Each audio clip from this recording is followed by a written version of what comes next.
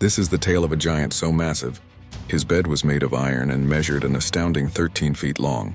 This wasn't a tale from fantasy novels. This was Og, one of the most fascinating characters from biblical history.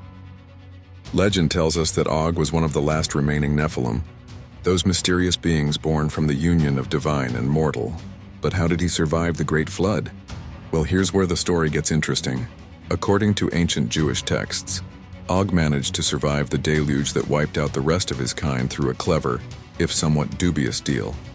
As the waters began to rise, Og approached Noah with an unusual proposition. He promised to serve Noah and his family as a slave for eternity if they would let him ride out the flood on the ark.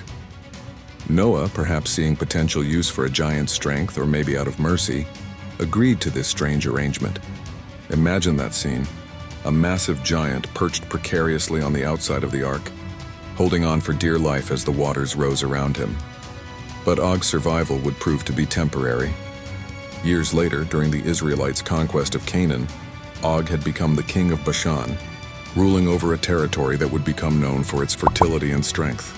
However, his power and intimidating stature weren't enough to save him from his ultimate fate. In an epic confrontation, Og and his entire army faced off against the Israelites. Despite his supernatural size and strength, he was defeated in battle. The biblical account tells us that not only was Og killed, but his entire kingdom was ransacked and all survivors, men, women, and children, were put to death. This marked the end of what was considered the strongest and most powerful line of Nephilim descendants. It's a tale that reminds us that no matter how powerful or immortal we might think we are, pride often comes before a fall. Og's story, from his cunning survival of the flood to his eventual dramatic defeat, remains one of the most captivating accounts of giants in ancient literature.